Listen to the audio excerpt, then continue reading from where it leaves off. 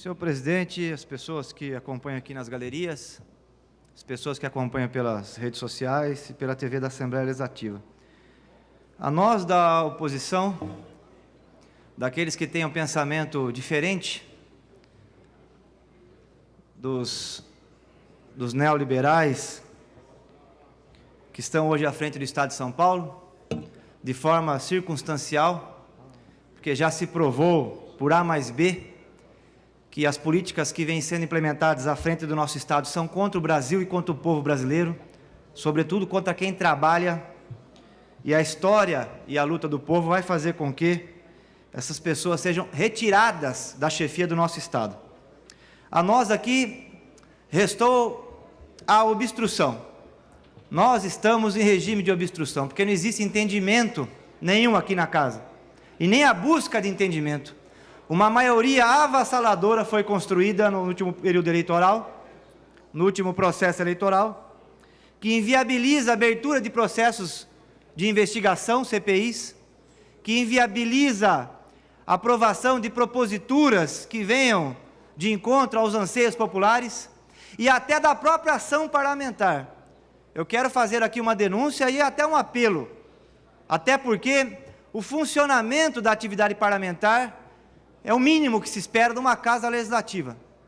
Nós estamos aqui nos corredores da Assembleia há dias, coletando assinaturas para a abertura de uma frente parlamentar para investigar o processo de desoneração fiscal que vem sendo feito em São Paulo, que custou ao Caixa do Estado já 14 bilhões de reais.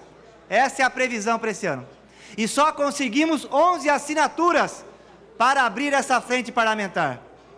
Precisamos de mais 9 deputados para que assinem essa iniciativa, que nós vamos trazer aqui para essa casa especialistas, inclusive ficam convidados aqui os auditores, né, os nossos pesquisadores das universidades, para fazer alguns levantamentos. Se esses 14 bilhões de reais das desonerações estão sendo, não é? Se o Estado de São Paulo está sendo beneficiado, quantos empregos estão sendo gerados, qual é a incorporação de cadeia produtiva, não é? Qual é a ciência e a tecnologia que foi agregada, a expertise e o conhecimento para o desenvolvimento do Estado de São Paulo, ou se foi apenas o famoso e carcomido toma lá da cá do processo corrompido já de eleição que a gente infelizmente vê no nosso país. E agora, eu postei hoje, senhor presidente, a lista, porque aqui tem coisas interessantes, a lista dos 100 grandes devedores do Estado de São Paulo, são por volta aí de 80 bilhões de reais, dos grandes devedores, em apenas os 100. Tem o setor de fármacos, Droga Vida Comercial de Drogas Ilimitada, deve 5 bilhões de reais ao governo do Estado de São Paulo. Companhia Brasileira de Distribuição, 2 bilhões e 700 milhões.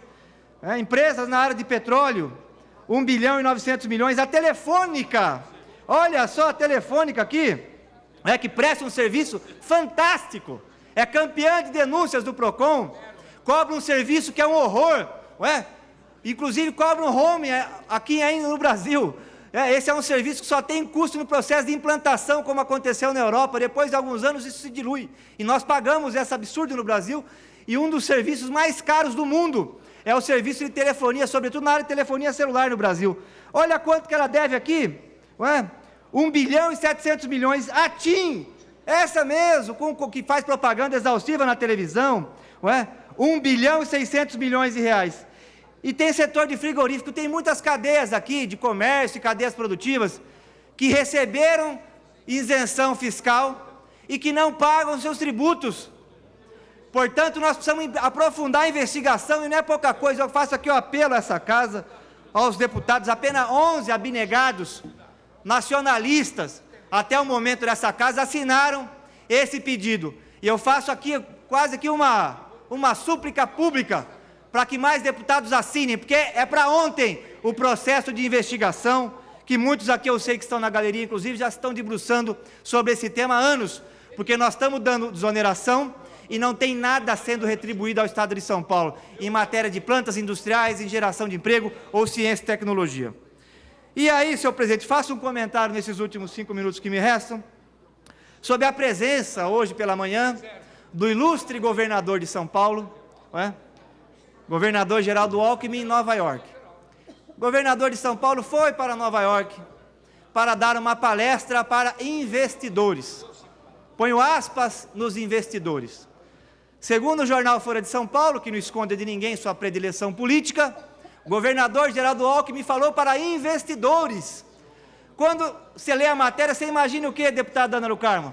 Que estavam lá industriais, empresas da área de infraestrutura, que estão preocupadas com o saneamento básico no Brasil, afinal de contas, de cada 10 casas no nosso país, apenas 5 têm saneamento básico. Ou estão preocupados no desenvolvimento da ciência e tecnologia, rodovias, ferrovias, e integrar o nosso país. E mente de forma deslavada.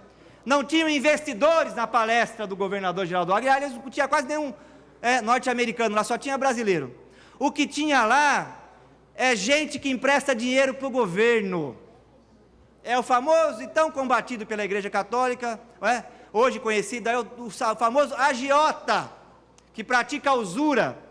Quem estava lá não está preocupado em carregar recursos para o Brasil para desenvolver a infraestrutura.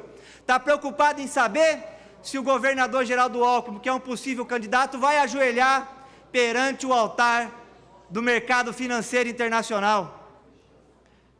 Quem estava lá é especulador, que não quer desenvolver a infraestrutura. Está preocupado, só para concluir, deputado, está preocupado em emprestar dinheiro ao governo, porque infelizmente o nosso governo se notabilizou perante o mundo em ter a maior remuneração para quem empresta dinheiro. A taxa de juros da Selic é campeã mundial. Então estava lá por isso, porque se tivesse preocupado com a infraestrutura, eles não estariam destruindo o BNDES. O governo do PSDB, seu Geraldo Alckmin, eles são responsáveis pelo governo Temer, e estão acabando com a TJLP, e vão transformar o BNDES igualzinho é o Itaú e o Bradesco. Não vai ter mais taxa de juros diferenciadas para o setor produtivo, e não esconde de ninguém. Estão fechando a agência do Banco do Brasil, que poderia ser uma âncora importante para confrontar o Itaú e o Santander, que cobra 630% no cheque especial, que é um escândalo isso, não é? Poderia usar o Banco do Brasil e a Caixa Econômica Federal para fazer um contraponto, para poder fazer aquilo que é o básico da economia de qualquer país que queira se desenvolver, que é emprestar dinheiro para os empreendedores, para deixar o povo preto, pardo, botar para quebrar nesse país. Quer fazer com que aquela senhora que quer fazer o seu salão de cabeleireiro possa emprestar R$10. Isso é igual no Japão, deputado Barba. Empresta e paga R$1 por 1% ao ano. Não pagar 160 como cobra o Bradesco, que é um escândalo, vira mais do que sócio. É por isso que ninguém investe nada no Brasil hoje, porque a taxa de lucro é menor do que o que você tem que pagar de juros para o banco para investir em qualquer área. E eles estão acabando com o BNDES. Vão acabar com a TJLP, que cobra 6% ao ano do BNDES. Então, o seu governador Geraldo Alckmin não tem preocupação nenhuma com o setor de infraestrutura do país, porque se tivesse, ele estaria lá em Brasília, não em Nova York, estaria em Brasília discutindo com o Temer para conservar e manter de pé o BNDES. Cortaram 100 bilhões e agora vão transformar o BNDES num Santander que usa o FGTS e dinheiro público. Esse é o ponto central. Portanto, na verdade, tenta se construir uma imagem para ludibriar você, que é empresário de São Paulo, que é empresário brasileiro, sobretudo pequeno e o médio. Estão tentando te enrolar. Governador Geraldo Alckmin reza a cartilha do Itaú, do Bradesco e do HSBC.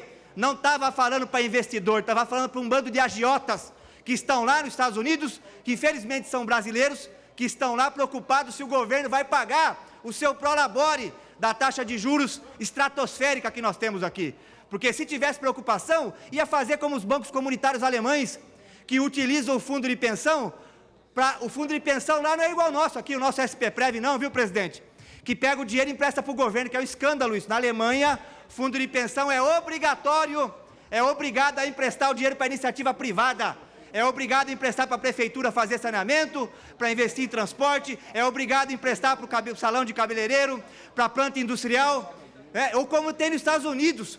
Lá onde ele está agora, tem bancos comunitários que são obrigados a fazer o dinheiro circular na economia produtiva, que gera emprego, que aumenta a riqueza, e não esses agiotas que especulam com a dívida que a igreja combateu durante séculos, ganhar dinheiro com usura, é um escândalo, e ele reza essa cartilha. A Folha de São Paulo tenta dourar a pílula, como se o Alckmin tivesse preocupado com a infraestrutura e com investidores no Brasil. Se tivesse preocupado mesmo, não deixava o governo dele, que é o governo Temer, acabar com o BNDES como estão acabando. E estaria agora, só para concluir, senhor presidente, montando um marco regulatório, no ponto de vista do direito, para utilizar os fundos de pensão no Brasil, que é o Fundo de Pensão da Petrobras, o Fundo de Pensão dos Servidores Públicos de São Paulo, os fundos de pensão municipais. Dinheiro nós temos, quase R$1 trilhão, que daria para usar tranquilamente para movimentar a economia e tirar o Brasil dessa vergonhosa situação de ter 14 milhões de desempregados